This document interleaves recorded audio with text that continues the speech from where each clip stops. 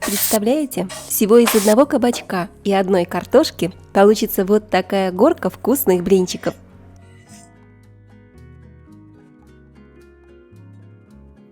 У кабачка отрезаю все лишнее и тру кабачок на крупной терке. Этот рецепт очень быстрый, простой и экономный. Все как вы любите. Посмотрите, кабачок мы уже натерли. Вот такая горка тертых кабачков у нас получилась.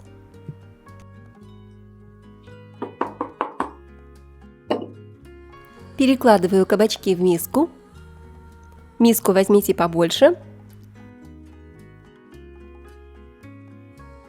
И также на терочке натираю одну крупную картофелину. Такие блинчики вы можете приготовить только из одних кабачков, не добавляя к ним картошку. Но, на мой взгляд, сочетание кабачка с картошкой получается наиболее интересным, и блинчики в таком сочетании получаются очень-очень вкусными. Я уверена, что этот рецепт вам понравится. Картошку мы натерли, посмотрите, сколько сока картофельного выделяется. И теперь перекладываю картошку в миску к кабачкам. Добавляю такую хорошую щепотку соли. И хорошо перемешиваю картошку с кабачком. Оставлю буквально на 5 минут, чтобы картофельно-кабачковая масса постояла и из нее выделилось как можно больше сока.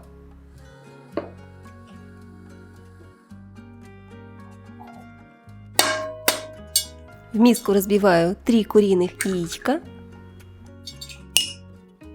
Для этого рецепта возьмите лучше яйца среднего или крупного размера. Если у вас будут мелкие яйца, вместо 3 возьмите лучше 4 штуки. Добавляю к яйцам щепотку соли и хорошенько взбалтываю венчиком. Здесь у меня 1,5 стакана молока. Но я добавляю не все молоко сразу, а добавляю лишь половину молока, остальное отставим в сторону, оно нам пригодится еще чуть позже. Еще раз хорошенько смешаю яйца с молоком.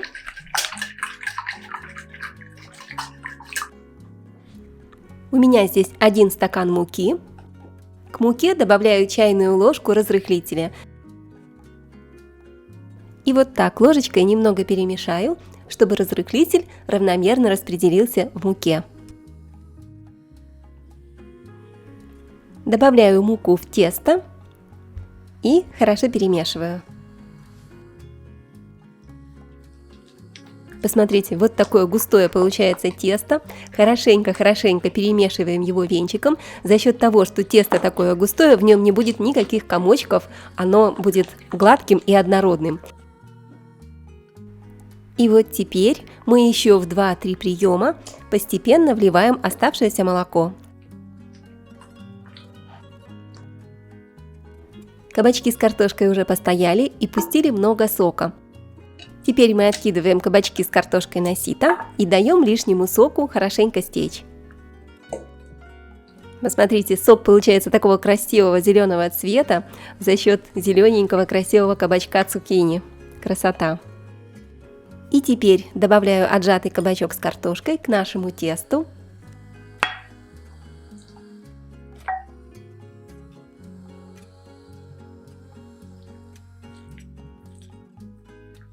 Вот так хорошо перемешиваю, чтобы кабачок с картошкой хорошо объединились с тестом.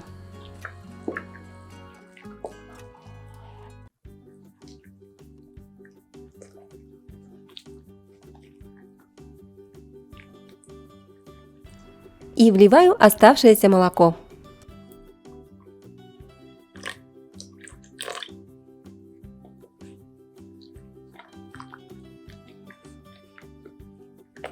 Берем и нарезаем небольшой пучок ароматного зеленого лучка.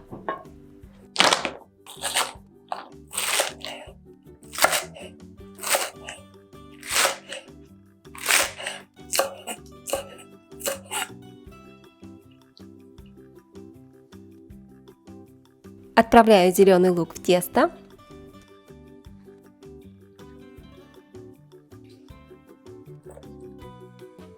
Привет, как у вас дела? Напишите мне любой комментарий, мне будет очень приятно. Небольшой пучок петрушки также меленько нарезаем и отправляем в миску следом за зеленым луком. И в самом конце вливаю в тесто буквально пару столовых ложек растительного масла.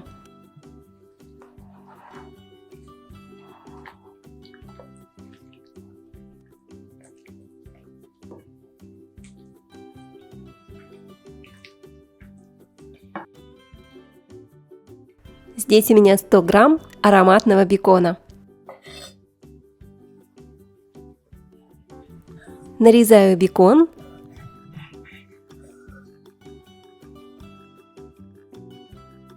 Отправляю на сковородку.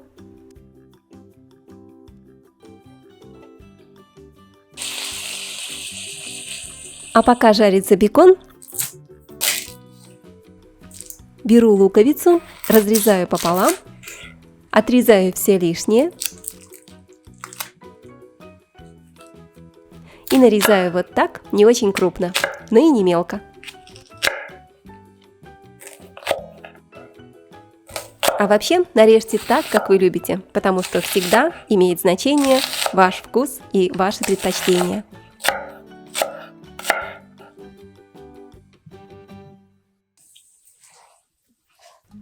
Бекончик уже обжарился, зазолотился, подрумянился, шкварчит, понимаешь. Дразнит своим ароматом. Перекладываем бекон на тарелочку и в сковородку, в которой жарился бекон, отправляем нарезанный лук. Обжариваем лук не очень долго, до мягкости, и отправляем в мисочку вместе с беконом.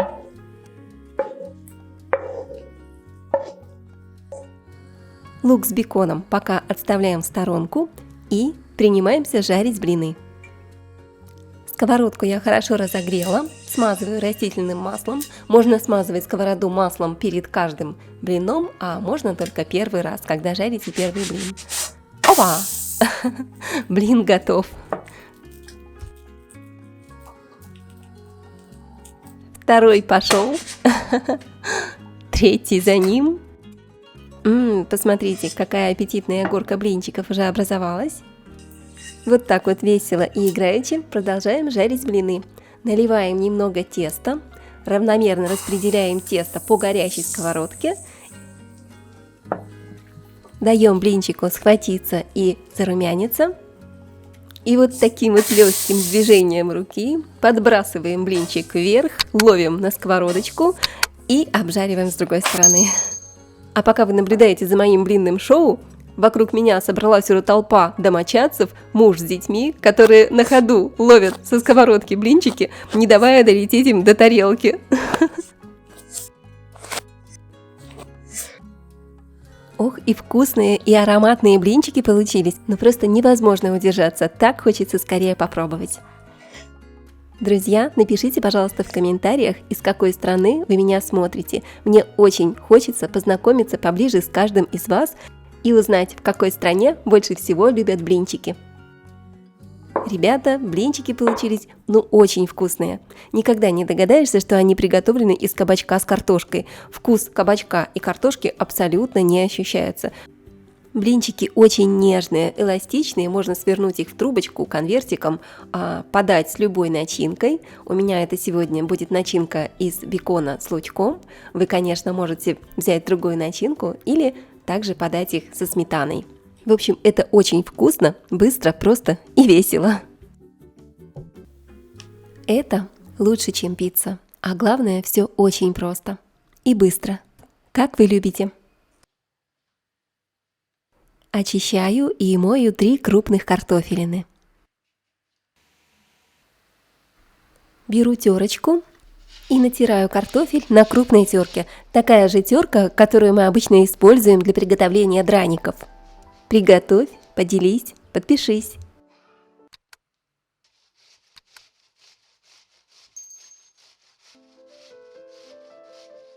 Если у вас картофель не слишком крупный, а довольно мелкий, тогда возьмите вместо 3 4 или 5 картофелин. Будет в самый раз. Натертую картошку перекладываю в миску.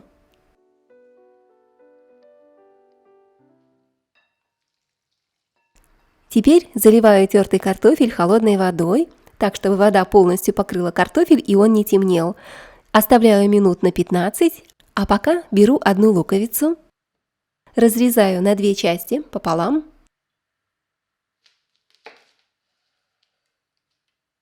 Конечно же, чищу луковичку и отрезаю кончики.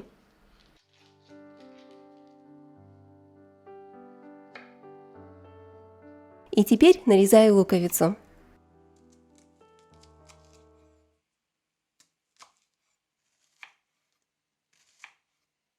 У меня красный лук, но вы можете взять обычный репчатый лук. На вкус это очень сильно не повлияет. Пицца все так же получится очень вкусной, ароматной, с ярким и прекрасным вкусом. Так, лучок уже нарезали. Друзья, кто подумал, что это петрушка, напишите в комментариях. А это у нас морковка. Да-да, берем одну морковку, чистим ее. И тоже трем на крупной терочке.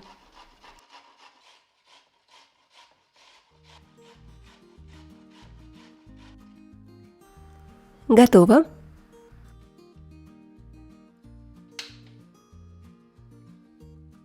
Теперь нагреваю сковороду с растительным маслом. Выкладываю лук. И обжариваю лук до мягкости, до прозрачности. 5-7 минут будет достаточно. Огонь делайте небольшой, горелый лук нам не нужен.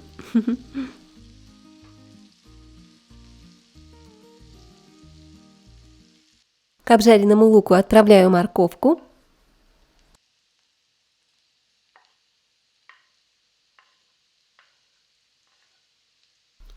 Перемешаю и обжарю все вместе еще примерно 5-7 минут. Все готово, лук с морковкой пожарились, снимаю с плиты и теперь вернемся к нашей картошке. Картошка уже постояла, из нее выделился крахмал, и теперь мы просто отжимаем картошку от лишней воды. Вы можете просто откинуть на дуршлаг, я сделаю вот так.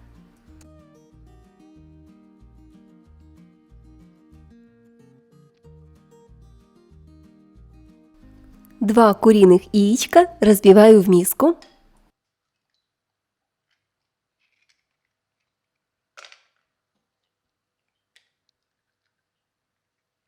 Добавляю хорошую такую щепотку соли. И теперь яйца просто перемешаю венчиком.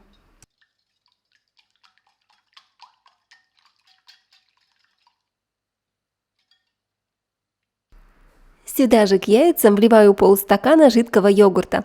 Вы можете заменить йогурт сметаной.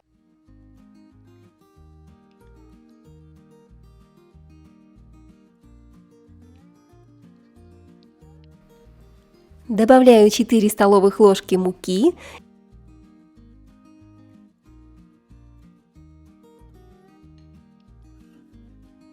И хорошо перемешиваю тесто. Перемешать можно при помощи венчика или при помощи вилочки, чем вам будет удобнее воспользоваться. Получилось вот такое красивое однородное тесто по консистенции.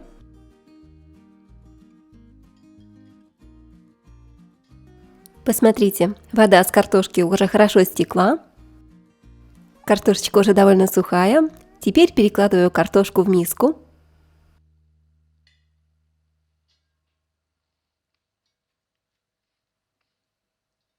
Сюда же отправляем зажарку из лука с морковкой. И чтобы тесто для пиццы у нас получилось вкусным и ароматным, добавляем какие-то сушеные травы и приправы. Можете добавить те приправы, которые вы любите. Я добавляю щепотку итальянских трав.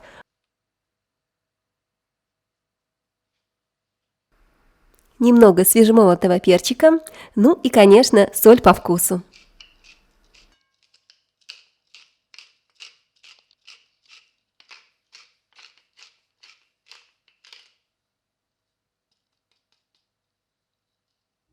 Все перемешаем, чтобы ингредиенты хорошо объединились. Друзья, напишите, пожалуйста, в комментариях, а вы любите блюда из картошки? Предлагать вам такие простые и быстрые рецепты?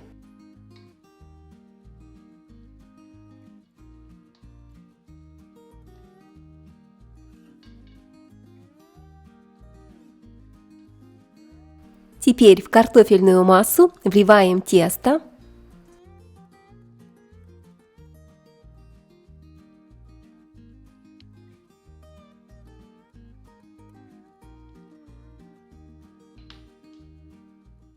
И еще раз все хорошенько перемешиваем.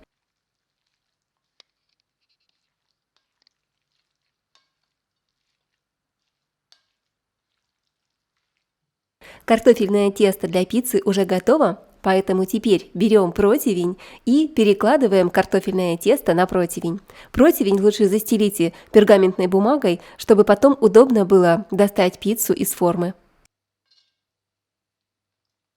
Друзья, напишите, пожалуйста, в комментариях, из какой страны вы меня смотрите. Я рада познакомиться поближе с каждым из вас. И также буду очень рада, если вы подпишетесь на канал, чтобы не пропустить мои новые вкусные видео.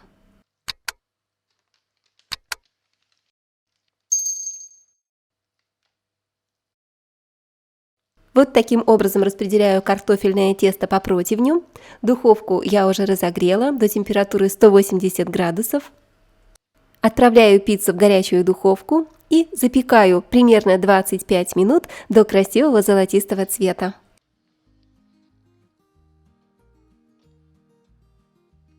Но это еще не все. Пока печется наша основа для пиццы, берем болгарский перчик, разрезаем пополам, вырезаем семечки.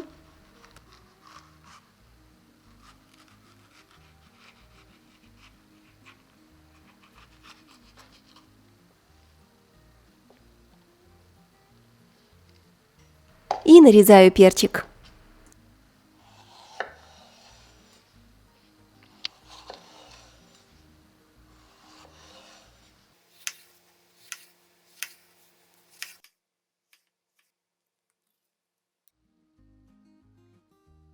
Также нам понадобится пару помидорок.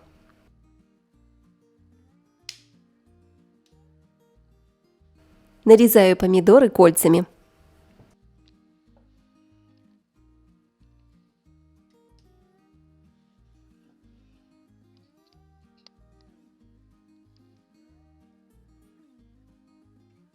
И натрем сыр. Ну, конечно, какая пицца бывает без сыра? Вы со мной согласны?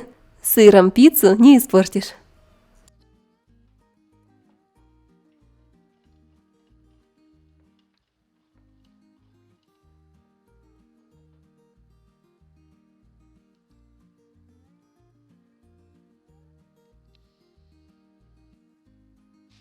Достаю картофельную основу для пиццы из духовки. Посмотрите, какое получилось классное картофельное тесто. Аромат стоит просто потрясающий. И сверху выкладываю помидоры и нарезанный перец. Вы также можете добавить к овощам колбасу, бекон, может быть даже сосиски. В общем, все, что вы любите, кладите, и получится очень вкусно, не пожалеете.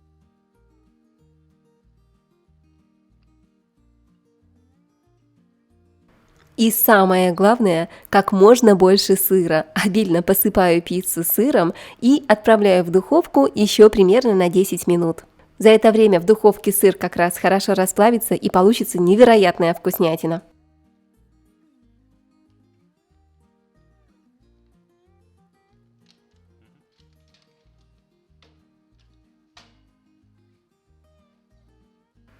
Кажется, еще чего-то не хватает.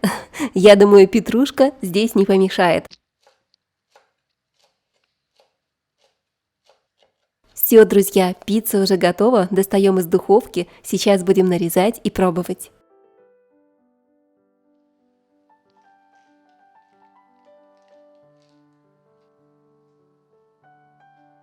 Аромат стоит просто умопомрачительный. Где моя большая вилка?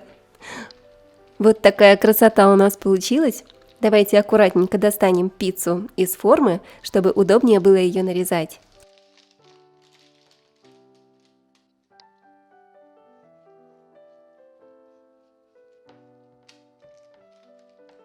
Дорогие, если вам понравилось это видео, оставьте, пожалуйста, любой комментарий или хотя бы смайлик. Мне будет очень приятно, и также это важно для развития канала. Заранее благодарю вас.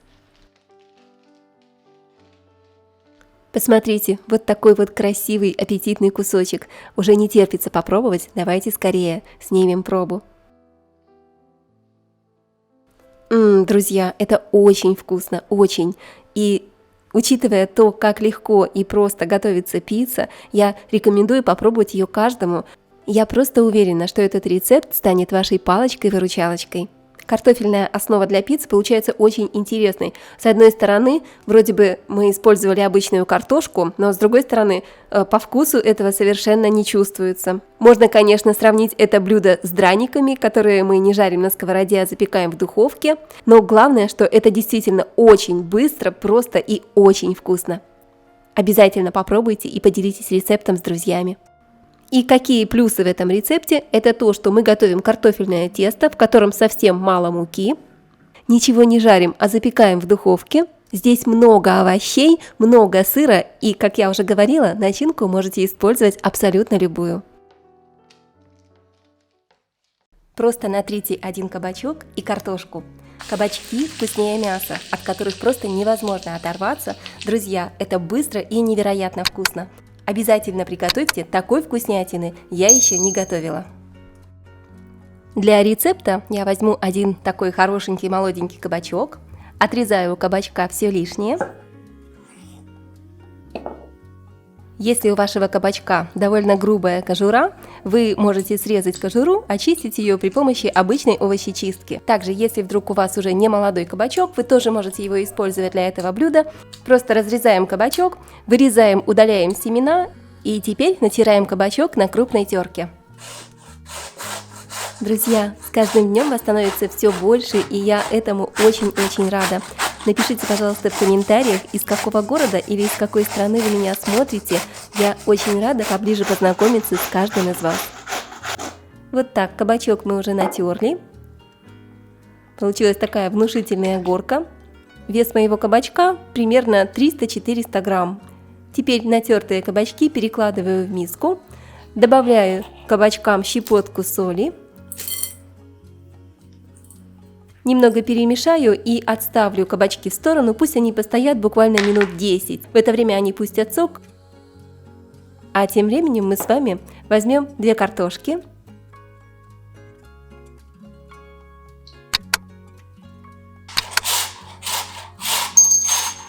И также натрем картошку на крупной терочке. Картошка сейчас молодая, самый сезон, в ней очень много витаминов.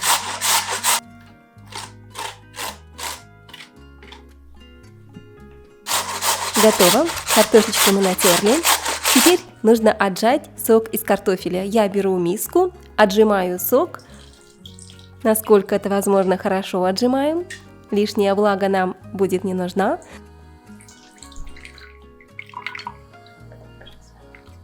И отжатый картофель складываю в большую миску. Вернемся к нашим тертым кабачкам, их тоже нужно отжать. Таким же образом, как и картошку, отжимаем кабачки.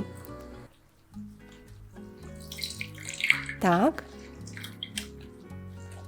Все готово. Кабачки также отправляю в миску к картофелю. Теперь беру одну морковку и тру ее на терочке.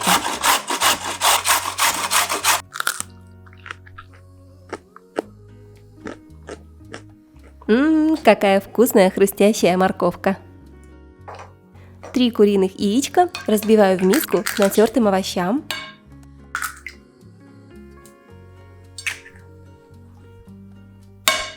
Добавим еще пару щепоток соли и, конечно, немного перчика не помешает.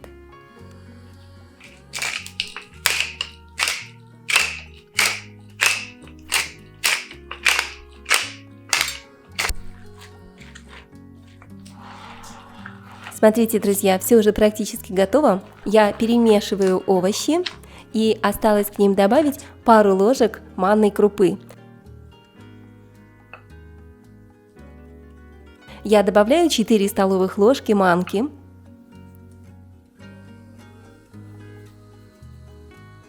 И еще раз все хорошо перемешаю.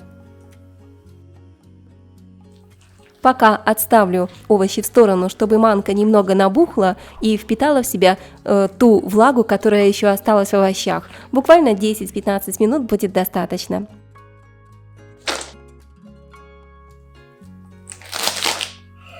Беру пучок свежего зеленого лучка и вот так вот меленько нарезаю.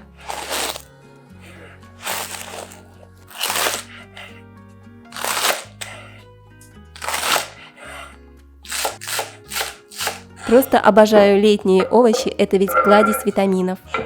Отправляю зеленый лук в миску к овощам. И натру грамм 100 сыра. Сыр скрепит фарш из овощей и придаст ему такую интересную консистенцию. Так что сыра не жалейте, будет только вкуснее.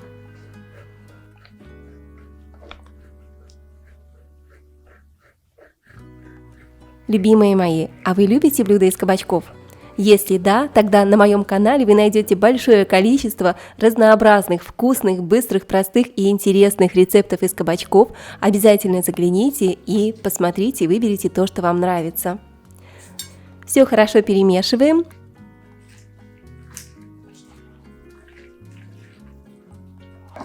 И формируем вот такие симпатичные котлетки.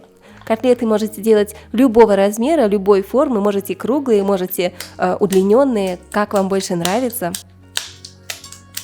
Я стараюсь делать котлетки небольшого размера, чтобы они быстрее приготовились и овощи полностью пропеклись, все было хорошо прожарено и полностью готово.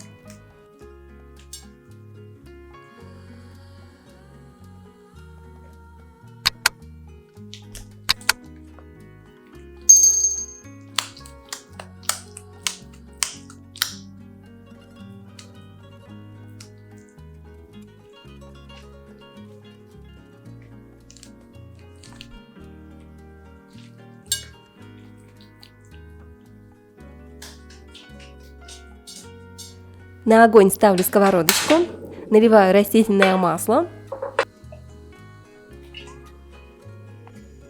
Сковородка уже горячая. Выкладываю котлетки и даю им подрумяниться с одной стороны, жарим их до красивой золотистой аппетитной корочки. Огонь делайте средний, чтобы котлеты успели хорошо прожариться и не подгорели. Друзья, это действительно очень простой, быстрый, вкусный и интересный рецепт. Кабачки получаются вкуснее мяса, на мой вкус. Вы обязательно попробуйте и напишите, как вам понравились такие котлетки. И будет, конечно, очень здорово, если вы поделитесь этим рецептом с вашими друзьями и подружками в соцсетях. Я уверена, что этот рецепт станет вашим любимым, потому что он очень быстрый и готовится из самых простых и доступных ингредиентов.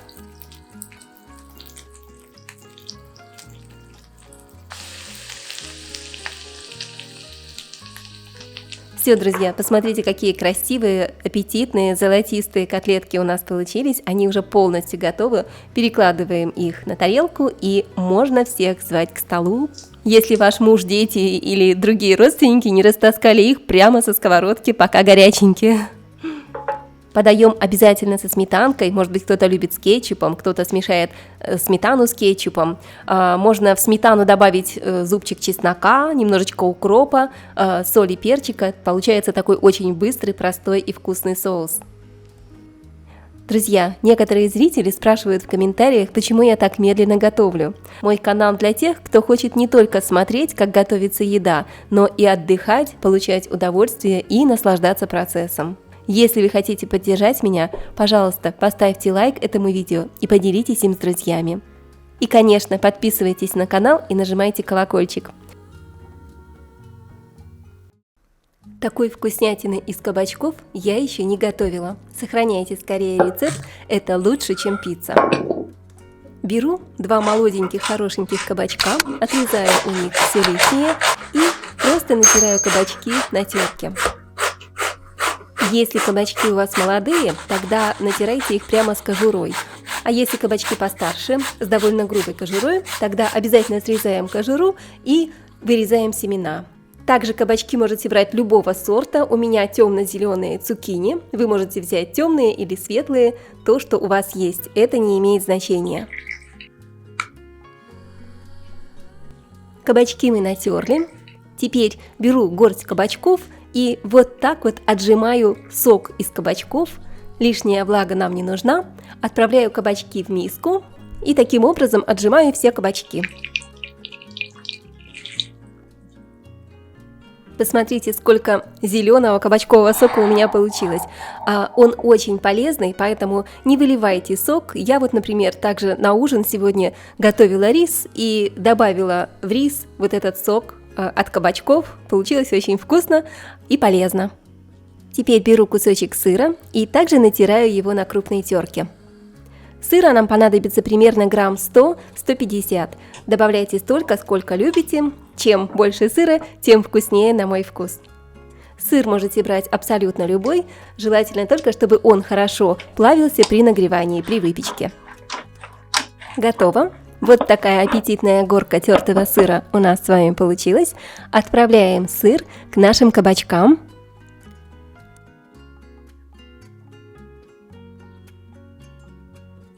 Теперь возьмем пучок молодого зеленого лука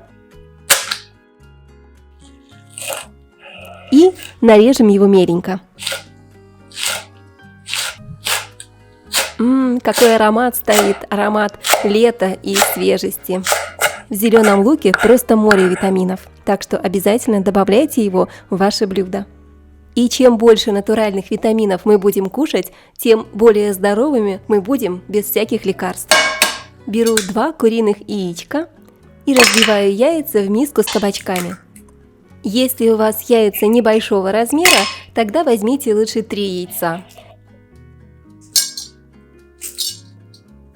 Добавляем щепотку соли по вкусу и, конечно же, перец. Я люблю свежемолотый, вы можете добавить уже готовый молотый черный перец.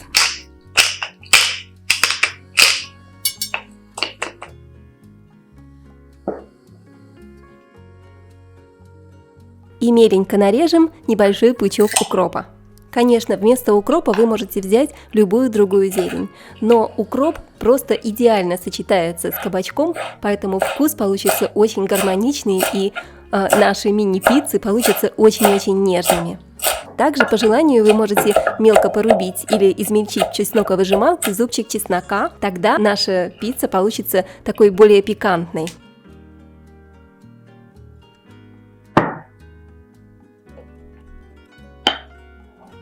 Осталось только добавить пару ложек муки, буквально 3-4 столовых ложки будет достаточно.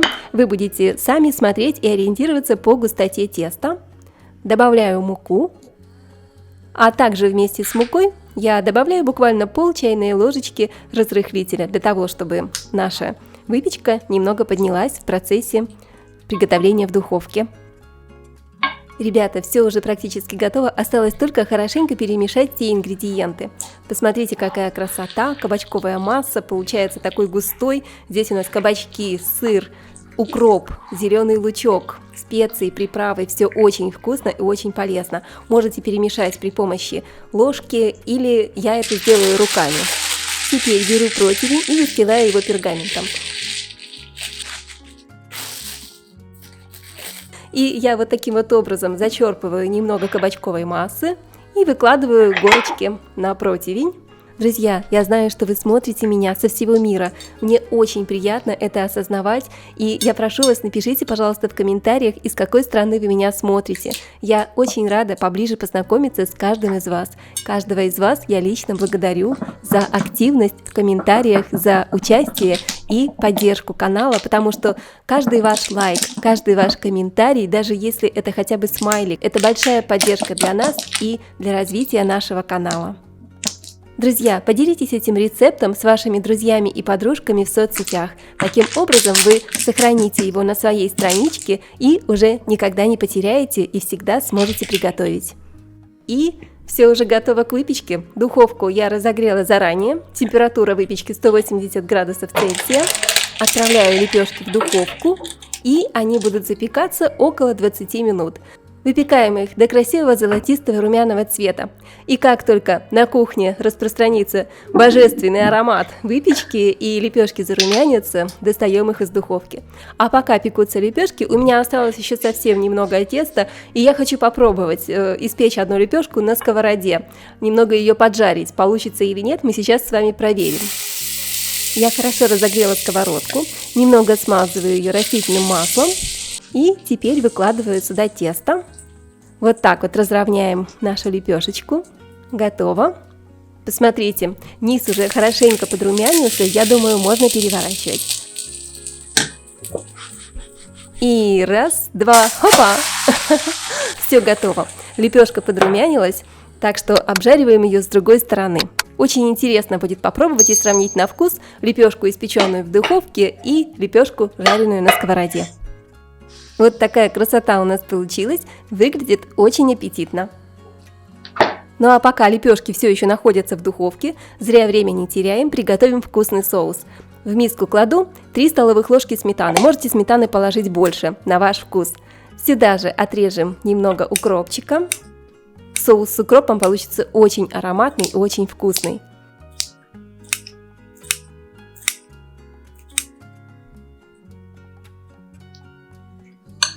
Измельчим зубчик чеснока.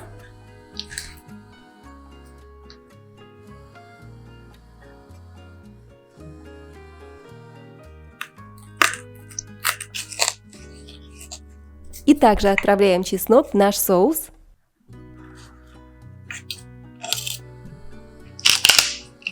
Соль и перец добавим по вкусу.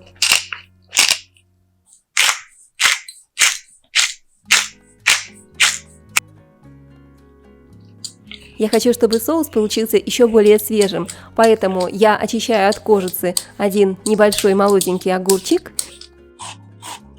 Натираю огурец на крупной терке, можно на меленькой натереть.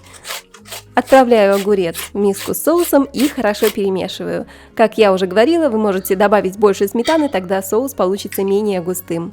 Также в этот соус я иногда добавляю немного лимонного сока, тогда получается еще и кисленько. Соус очень-очень вкусный. И только посмотрите, какая красота! Наши пиццы из кабачков уже готовы. Посмотрите, какие они румяные, золотистые. Так и просятся в рот, так и хочется откусить кусочек от этой румяной красоты. Достаем из духовки. Вау, они очень горячие. Посмотрите, какая красота. Сыр расплавился, и лепешки очень-очень румяные с двух сторон. Кстати, такие лепешки вы можете сделать любого размера. Вы можете сделать их в виде вот таких вот больших блинов, как у меня сейчас, а можете выложить небольшие горки, и тогда у вас получатся такие вот кабачковые оладушки. Поэтому этот рецепт, он действительно классный, универсальный. Вы можете приготовить их любой формы, любого размера. И я думаю, что вы можете добавлять абсолютно разные добавки. Лепешки получились очень-очень вкусные. Они чуть-чуть слегка хрустящие снаружи и очень мягкие внутри. Бесподобно вкусные и очень полезные, в них просто море витаминов.